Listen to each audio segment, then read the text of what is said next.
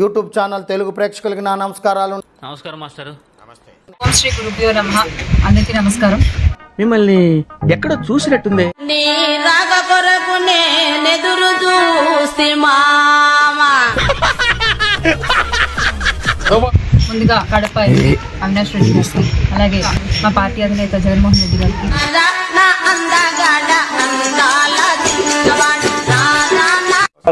అయ్య బాబోయ్ నిజమే నమ్మబుద్ధి కావట్లేదురా.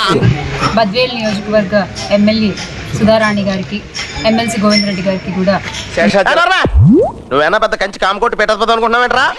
ఇంట్రడక్షన్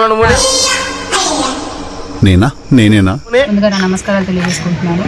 ఈ రోజున కాశీనాయన క్షేత్రానికి నేను రావడం జరిగింది. అడుగు తింటానికా? ఎందుకు అనేది మీ అందరికీ తెలుసు. చూసాను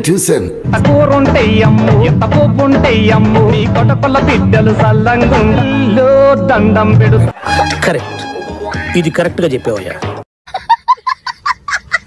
ఈ క్షేత్రంపై ఎలా దాడులు చేస్తున్నారు మీ అందరికీ తెలుసు, మీరు చూస్తున్నారు. నేను చూస్తూ ఊరుకోలేకపోయాను అంతే. నీలాంటి యూజ్లెస్ ఫెలో తప్ప ఎవడు అలాంటి మాట అంటే అన్ని దానాల్లోకి అన్నదానం మహా అద్భుతం, మహా గొప్ప దానం అని మనం అందరం చెప్పుకుంటూ ఉంటాం.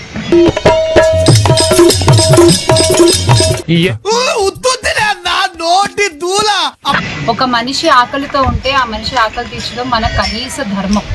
ఆ ధర్మాన్ని గుర్తెరిగి ఆ ధర్మాన్ని ప్రజల్లోకి ప్రెజెంట్ అయ్యేలా చేసి అన్నదానం యొక్క గొప్పతనాన్ని ప్రతి ఒక్కరికి తెలిసేలా మనది పైకి ఆర్బాటమే. చూడు లోన బొక్కల బనియను పైన సిల్క్ సొక్క. ఓన్లేరా నేను మాత్రం ఒరిజినల్. కాబట్టి కాశీనాయన క్షేత్రం పైన ఈ రోజు ఇలా దాడులు చేయడం మాత్రం తగినది కాదు అనేది నా అభిప్రాయం.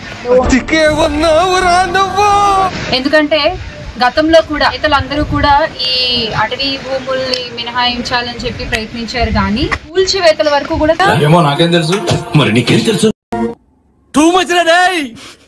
ఎంపీ అవినాష్ రెడ్డి గారు కూడా ఎక్కడ కూడా నా పేరు ఎక్కడ లేదు రమేష్. ఆయన కూడా 13 హెక్టార్ల అటవీ శాఖ భూమి నుంచి దీన్ని మినహాయించాలి అని చెప్పి భయపడాల్సిన అవసరం లేదు. రామారావు ఏంటో రామారావు నాగేశ్వరరావు ఏంటి ప్రత్యేక లేఖ అప్పటి అటవీ పర్యావరణ శాఖ మంత్రి భూపేంద్ర యాదవ్ గారికి రాయడం జరిగింది. సమస్యను ఢిల్లీ వరకు తీసుకెళ్లడం జరిగింది. నువ్వు చెప్పేదేంటి? దానికి మినహాయింపుగా ఈ భూమి ఇచ్చినందుకు గాను దానికి 2 భూమి మేము కూడా మీకు కేటాయించగలము అని చెప్పి ఆయన దీనికోసం ఫైట్ చేయడం జరిగింది. నాకంటే వరుసగా ఉన్నాడేంట్రా? ఎందుకు అంటే ఈ రోజున ఇది ఒక క్షేత్రం, ఏదో 4 గోడలు, 2 కిటికీలు పగలగొట్టేసాము కాదు. అంటే రెండో పాట కూడా ఉందా కథలో? అది ట్విస్ట్ సార్. ఏం చేద్దామంటావు మరి? చెప్పేస్తాడా? చెప్తాడేనా? చెప్పు. ఇది చాలా మంది భక్తుల మనోభావాలతో కూడుకున్నటువంటి ఒక సమస్య. ఆకలి అనేటువంటి అందరికీ సంబంధించిన ఒక అంశం గురించి మాట్లాడుతున్నాను. ఇప్పుడు అలాగే ఉంటుందా? ఇక్కడనే కాదు, దీనికి ఈ క్షేత్రానికి అనుసంధానంగా 600 ఆశ్రమాలు నడుస్తున్నాయి. ఆ 600 ఆశ్రమాలపై ఈ రోజు మీరు ఇలా దాడులు చేపడితే అక్కడ ఉన్న వాళ్ళందరూ ఏమవ్వాలి? ఆ అన్నం తినే వాళ్ళందరి పొట్టలు ఎవరు నింపుతారు? ఒక్క మగోడు లేడా?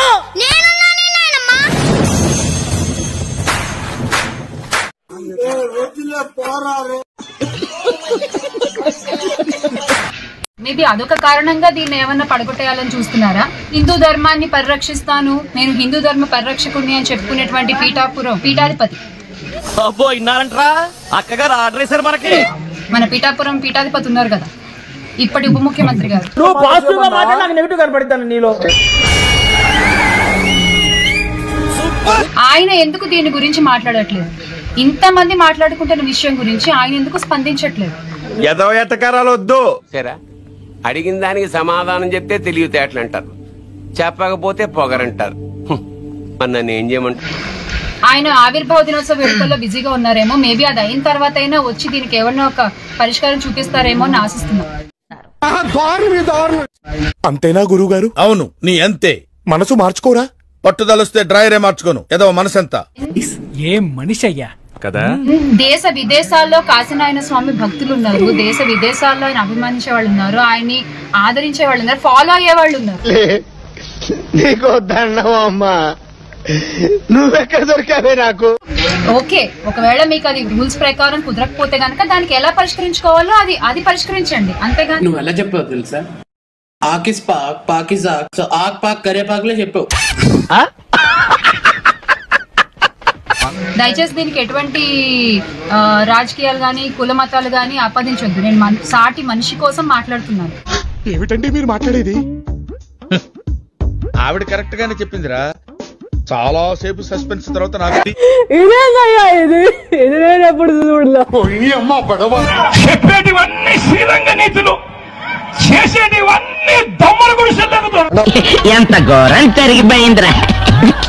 మా వీడియో మీకు నచ్చినట్టయితే లైక్ చేయండి, షేర్ చేయండి, సబ్స్క్రైబ్ చేయండి. సబ్స్క్రైబ్ కాదు, సబ్స్క్రైబ్ అదే ఏదో చేయండి.